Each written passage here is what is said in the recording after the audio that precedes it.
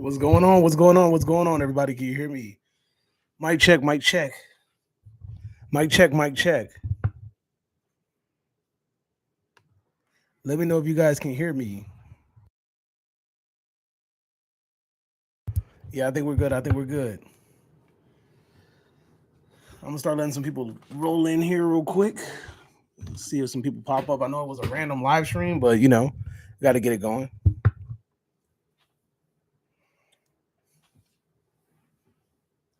We got a slew of topics today, so let me know how you guys are feeling this evening. It's 2 days after Halloween, the spooky season. I know I didn't drop any damn videos in the Halloween era, in the Halloween spirit, but it's all right. We'll get there. Let me just make sure that I just want to make sure that the audio is working because we ain't got nobody in here yet. But we got a slew of topics. We got lots of topics to go through today, and I got a decent amount enough time to get through them. So it is what it is. Seeing how you guys are doing today. So what's going on? What's going on? Check in. Tap in the comment section below. Say something. Anything.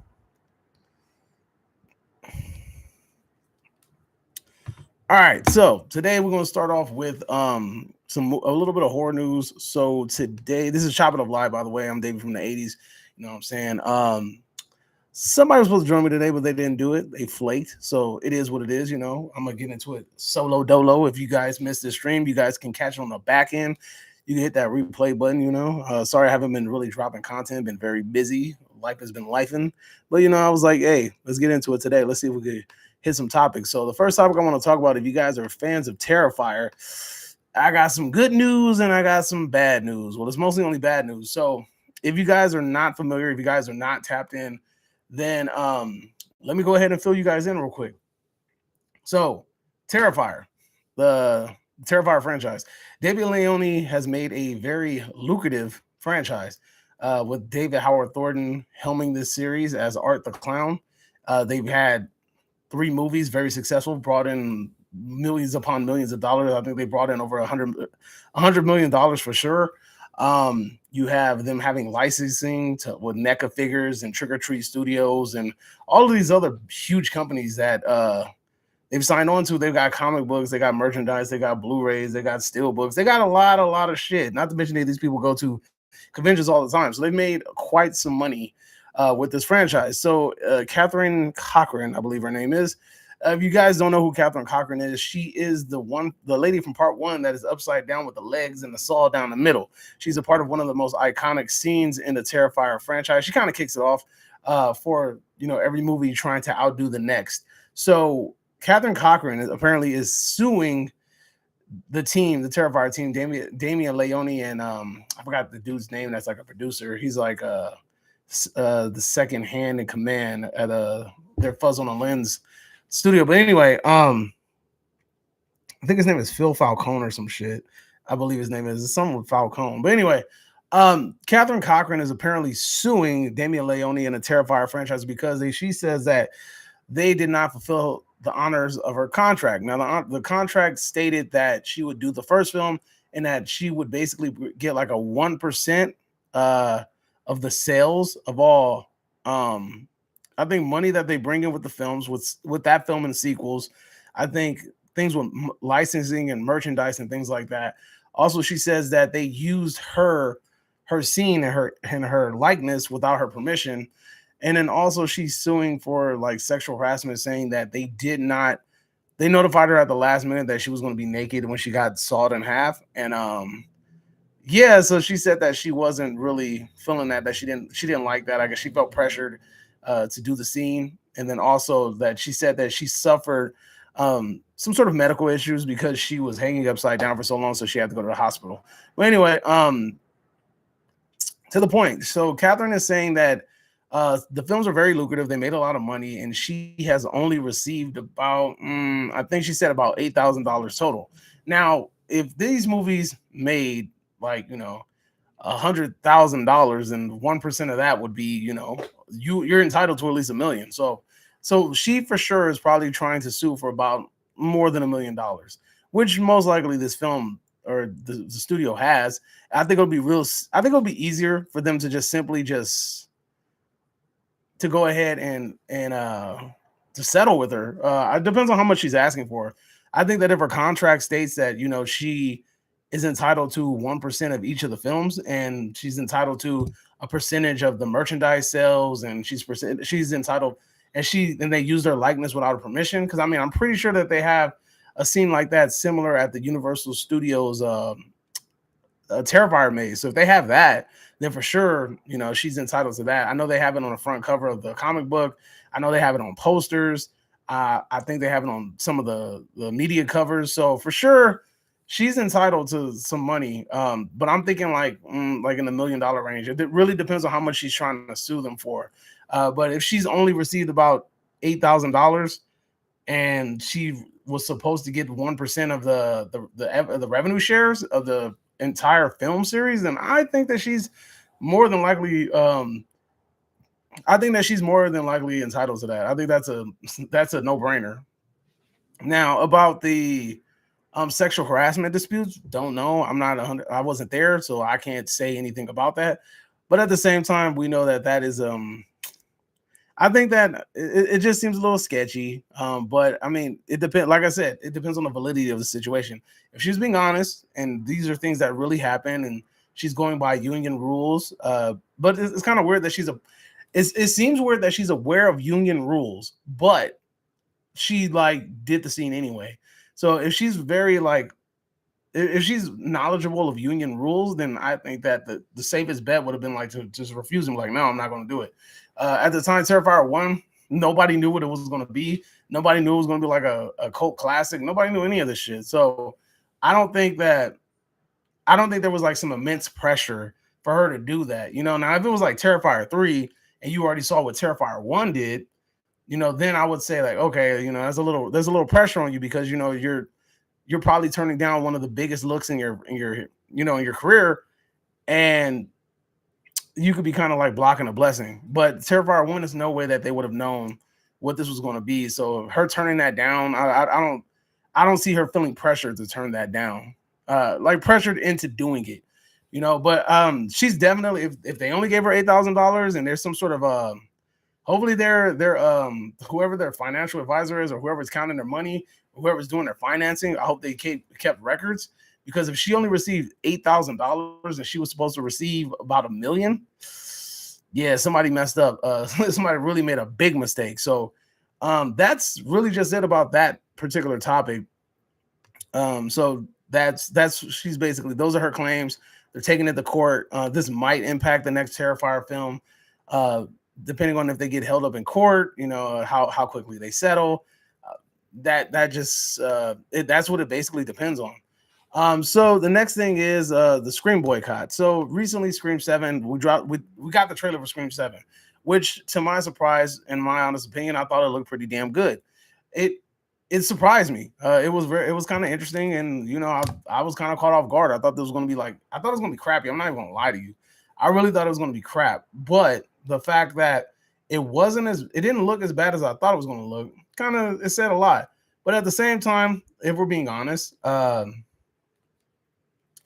if we're being 100% honest, the film with Melissa Barrera and Jenna Ortega, those films kind of felt like they weren't really going anywhere. I don't think that the storyline and the storytelling in those stories they weren't good at all. And the whole Billy kind of being Melissa Barrera's character, she's like a phantom or something, and he's doing some Jedi counseling shit. I thought it was a dumb way to go. But again, I'm not a fan of the franchise, that particular franchise, though, that trilogy that was supposed to happen. I'm not a fan of that, but I kind of like that they're going back to the basics, and we're going back to Sydney and Gail and so on and so forth. So we'll kind of see where they go from here. Now we know that Matthew Lillard has been casted in this movie. We don't know in what capacity. They've been pitching this damn idea for the longest, that saying Matthew's character Stu was never dead, that the TV fell on his head, and he's just been in an insane asylum for so long. And it kind of feels like they're going with that fan theory. It feels like They just took this fan theory and just ran with it. And they're just like, you know what? Let's just go with this. I don't feel like writing like a super cohesive story. So we're just gonna go ahead and just steal this fan theory and we'll just run with it. Because at the end, you hear Matthew Lillard's character say something at the end of the trailer. Now, here's the thing, in all honesty. I don't think Matthew's gonna be behind the killings. I think that's way too like predictable. These movies aren't too predictable. The way that they're predictable in the sense of the way that they try to guide you is usually where it's not at. The people that they kind of accuse of being the killers, 9 times out of 10, they're not really the killers. It's always a person that they kind of like least put the shine on that makes them the killer. But again, the last 2 films did it very horribly, and hopefully they can get it right with this film. But back to the whole boycott situation. So with the release of Melissa Barrera and Jenna Ortega walking away from the films, a lot of fans were kind of upset by this, that because Jenna Ortega made a political statement, and because she made this political statement, the Sony or who the hell is Paramount, whoever's attached to this damn franchise, they decided to release her, let her go. And she wanted like a formal apology, and she was talking about how she would consider going back to the film franchise, but she wanted an apology, so on and so forth. Instead of doing that, the company was just like, yeah, about that. We're just going to go back to Neve Campbell, and we're just going to go ahead and go about it that way. And it's kind of funny that they did it that way, because Neve being in that first movie, and then they kind of stepped away from her in the second movie, I thought it was kind of grimy. And I actually talked to Neve about it when I seen her at a convention. When the news broke that she wasn't going to be in that second trilogy of that, or supposed trilogy, when they released it that she wasn't going to be in that film, I was the one talking to her where somebody heard it, and then as soon as I walked away from her, that shit was all over the internet. And it's crazy because she talked about how she felt disrespected by the studio, and how she felt like a big piece of the success of that film was because she returned, and they kind of tried to lowball her on a dollar amount. So she kind of felt, disrespected. Now the fact that they have cut ties with Jenna Ortega and Melissa Barrera, they could throw the kitchen sink at her, So now she's probably most likely getting paid very handsomely, by the way.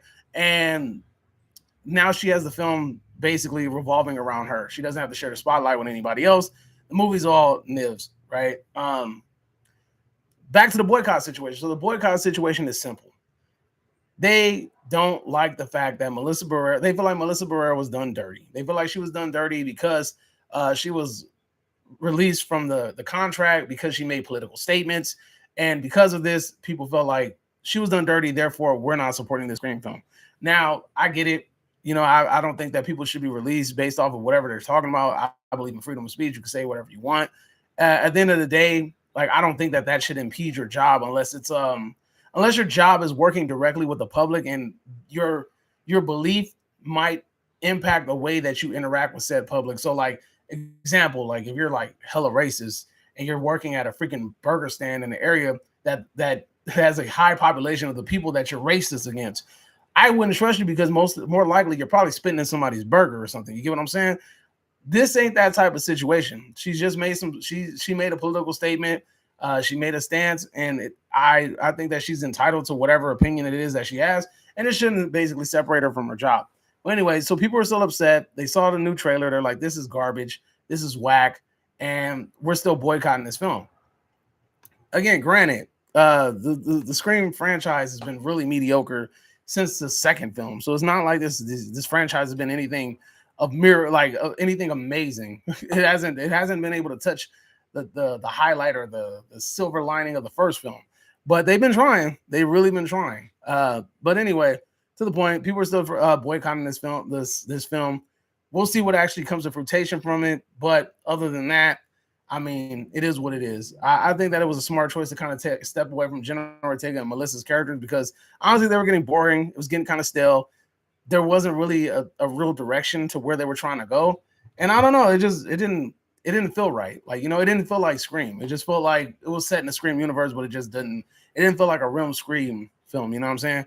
Anyway, moving on. Next topic. So if you guys have been living under a rock, we have the Carrie series. Now, the Carrie series is, I believe his name is Mike Flanagan, homie that did the sequel to The Shining, Dr. Sleep. And he also, if I'm not mistaken, he's the one that's going to pen and direct the new Exorcist movie. Now I know you guys are like, oh hell no, the last Exorcist movie was whack. Don't worry, that shit has been scrapped. That universe is complete. Exorcist Believer, that universe has been scrapped. That trilogy's been scrapped, and Mike Flanagan is helming it, and he gets to start. He gets a fresh start, redo button.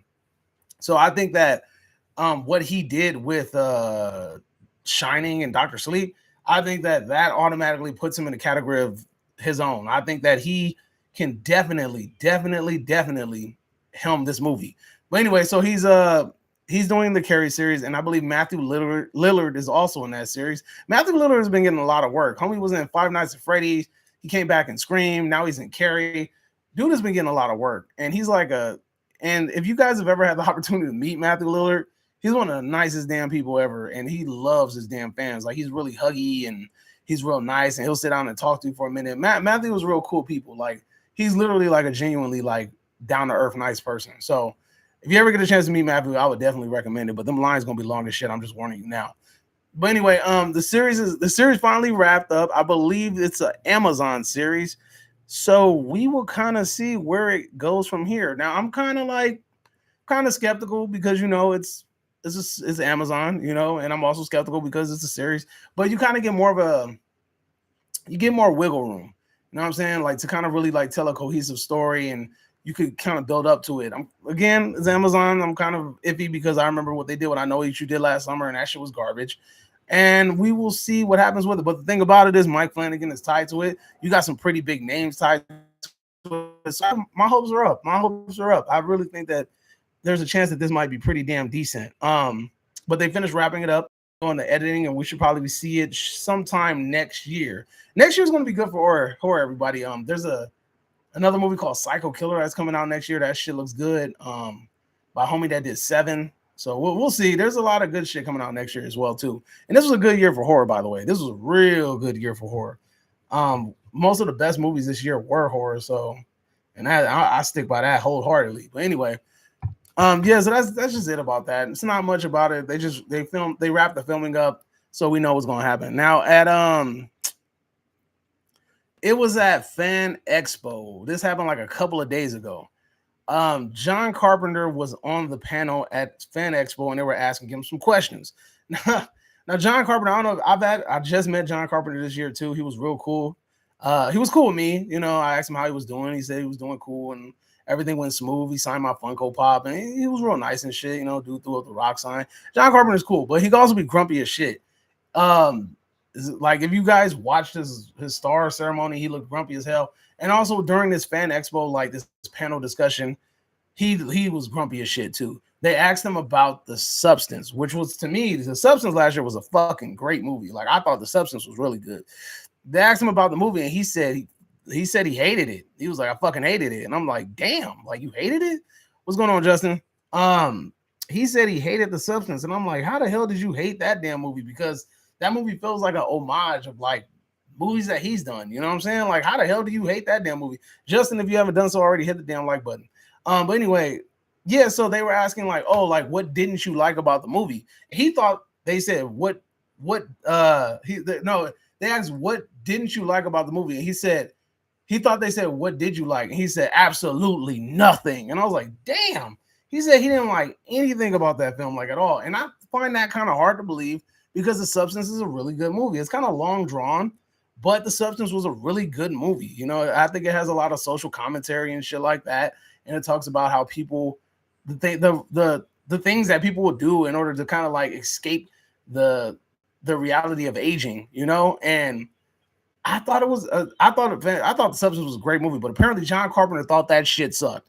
Well, anyway, that's not the topic that I wanted to cover. The topic that I wanted to cover is that John Carpenter at this Fan Expo, which was about a week ago, announced that they're working on The Thing 2. He said they're writing it. So, I mean, I've heard John Carpenter say this shit before.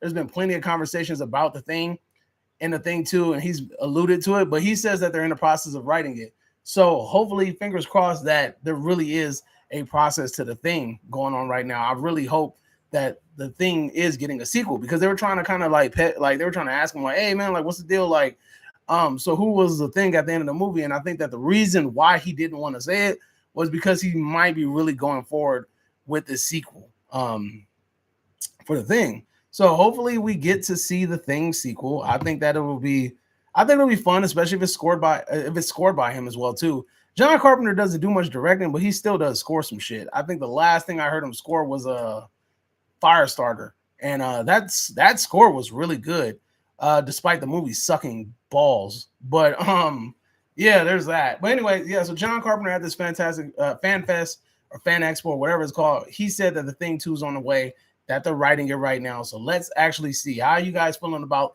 the Thing 2 possibly happening, because I personally think that the Thing is one of my freaking that's a favorite movie of mine. Has some of the best practical effects. So I would really want to see that movie kind of come into fruition with those practical effects. I would love for them to step away from the CGI and just kind of like double down on the practical effects, the things that made that first one a classic. So he got a damn star. How you guys feeling about how any thoughts or feelings about how John Carpenter is talking about that, he might be doing a sequel to the Thing? Anybody love that idea or they hate it? I mean, I could sense why people would hate it, because the Halloween got a sequel and it started off all right, then that shit ended up sucking. So, and also John Carpenter ran through so many of his works getting sequel treatments, and then they sucked. So hopefully that doesn't end up happening yet again. Here we go. Next topic. Well, actually, really quick impromptu topic. Shout outs to Robert Englund. He got his star on the Hollywood Walk of Fame. I didn't get to attend that, but one of my homeboys did. So he showed me some pictures and shit. Also, Robert Englund was in like a Q&A of like Nightmare on Elm Street 3 or some shit. And yeah, that seemed really cool. He seems like a really cool, humble person. I'm having an opportunity, hopefully, fingers crossed, to meet him next year if everything permits it. But yeah, so that's the plan. But he got a star on the Walk of Fame. So I just wanted to give him a quick little shout out. Me and Derek were supposed to do a topic about something about Nightmare on Elm Street, but we'll talk about it a little bit later, maybe later down the line. But anyway, next topic for discussion: American Psycho. Now, from what I've heard rumblings that they are remaking American Psycho, but the biggest thing is they are doing what Hollywood does. They are gender swapping it. Now, if I'm not mistaken, I believe American Psycho 2 was gender swapped, wasn't it? Wasn't there a female in American Psycho 2, if I'm not mistaken? That was the lead. But anyway, this movie is going to be basically American Psycho, but this time it's going to be a female lead. Somebody or somewhere I heard that Margaret Robbie will be tied to it. Don't know how true that is, but I've been hearing rumblings that that's where they're going with it. But for sure, they're saying that it's going to be a female lead. A lot of people are kind of upset, saying like, well, I don't think that they should touch American Psycho. American Psycho is a classic, so on and so forth. But at the same time, I don't really think it's like, there's not too many films that I would deem untouchable.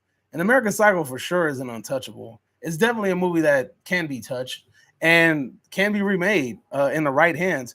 But I feel like if they're just trying to like do a quick cash grab, I think you should just leave it alone. There's just certain films that if you're just doing it just for the money, just for the cash grab, or just to like keep the IP, because there's certain like things like you have to use the IP within a certain amount of times or else you lose it.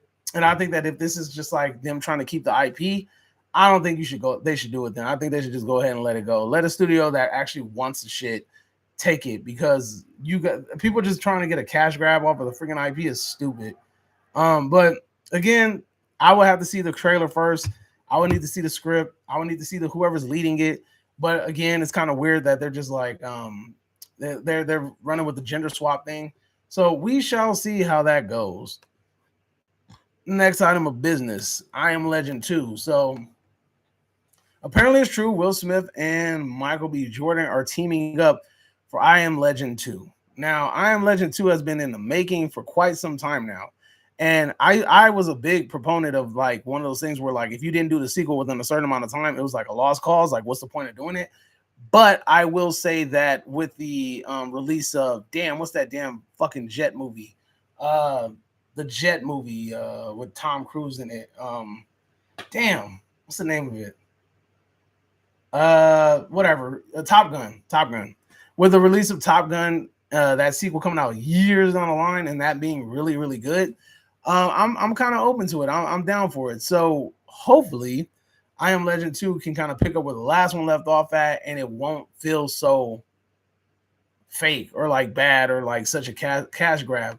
The fact that Michael B. Jordan's team is supposedly attached to it kind of has me intrigued because Michael B. Jordan is a really good actor, and his team is on the come up. They seem to only be touching decent projects like Sinners and so on and so forth, or they seem to be collaborating on good projects. They're really picky about what they're tying their names to. So if Michael B. Jordan is tying his name to it, there's a chance that this could be pretty decent. So hopefully, I Am Legend 2 actually ends up being decent. My last topic for today is the Netflix bidding war. Netflix is bid. So Warner Brothers apparently is up for sale. That's been the talk of the town. Warner Brothers is up for sale. And because it's up for sale, what's up, Renamon? The Hand That Rocked the Cradle got a reimagining. What studio is doing that, Renamon? So Warner Brothers apparently is putting the company up for sale. Now, it's kind of weird because we just got Superman. You just put James Gunn in charge, and you're like, hey, like this guy's going to run. He's going to do the whole damn thing all over. Like, we're going to put it all in his hands. And also, Warner Brothers had a few horror movies. Actually, all the horror, most of Warner Brothers' biggest money makers this year were horror movies. But anyway, I'll segue into that in a minute. Anyway, so Superman coming out, and then James Gunn helming it, and basically Hulu came out. It came out in October. Oh, it came out already. What the hell? Why have I never heard of this? Why didn't I hear this? Have you watched it? Is it any good? Anyway, so Warner Brothers might be selling, and word around the campfire is Netflix is emptying their bank account so that they can make a bid on this shit.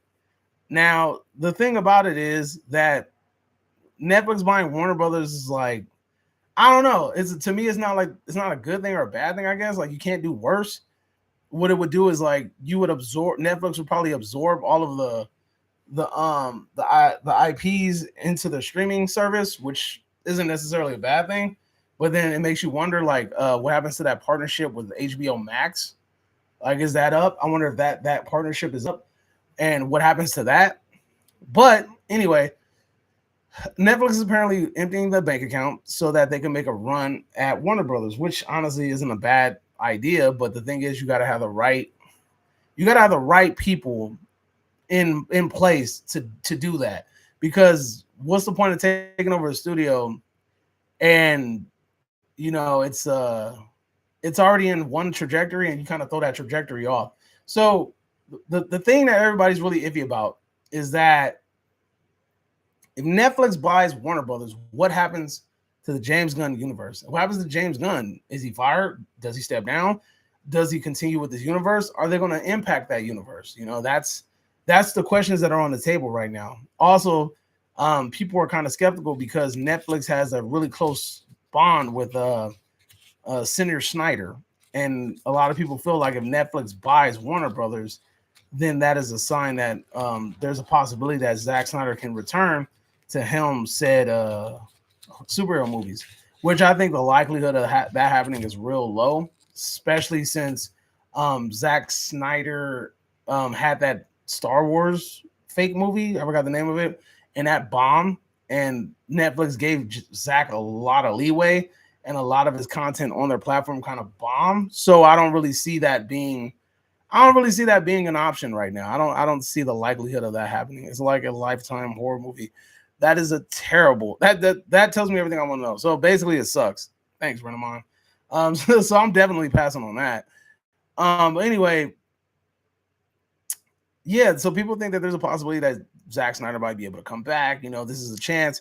Restore the Snyderverse. But honestly, it'll be stupid. It'll be dumb to start a new universe and then scrap that universe and then go back to the old universe, especially since a lot of the actors in that old universe are freaking old already. So I think it would be stupid for them to make a bid on this company and then try to go back to what it was, because obviously what it wasn't working, because that's why they moved in a new direction. I think that they should try, if they do buy the company, that they should try to keep it the way that it is. And honestly, I think it's just Warner Brothers testing the waters. I don't think that they would actually sell, but who knows? Who honestly knows? It's really just like a coin toss at this point. But how do you guys feel about Netflix possibly buying Warner Brothers? But again, some of Warner Brothers' biggest films this year were horror movies. Weapons did really well. The Conjuring did really, really well. And then it was another movie that was a freaking Warner Brothers movie that did pretty well. All of Warner Brothers IP, horror IPs did really good. So, I mean, I think that they need, me personally, I think they should just stick with low movies with low production value or low production cost, and then have them bring in more money. That's the smartest thing you could do.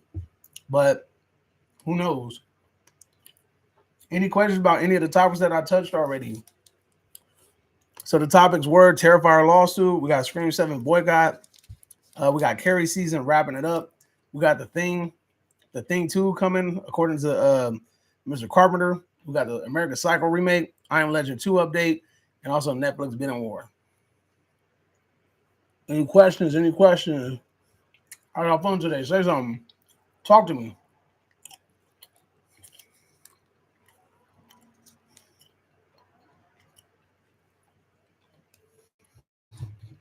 Talk to me. You got about 60 seconds. That shit melted. It's hot as hell in here. But this year's been really good with horror. I just saw a post that said Sinners or Weapons. Weapons was a better movie. How was your Halloween? My Halloween was cool. I ended up just staying at the house chilling because after I got off of work, I was tired as hell. We were supposed to go to like the Donnie Darko house, but I was tired, so I was just like, nah. So we just stayed home, ordered some pizza. I think we watched Welcome to Derry. Welcome to Derry is actually pretty good so far. I like it. It was actually pretty solid. We gotta see where it's going. That first episode was ballsy as hell. Gotta give them that. Our first episode was very ballsy. Have you seen Welcome to Derry? God, Lee is hot in here.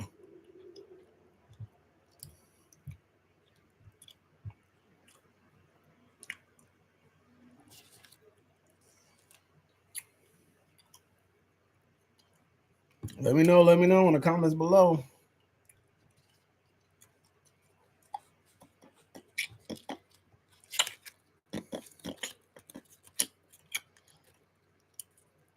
All right, y'all, man. Y'all ain't saying much today. Yeah.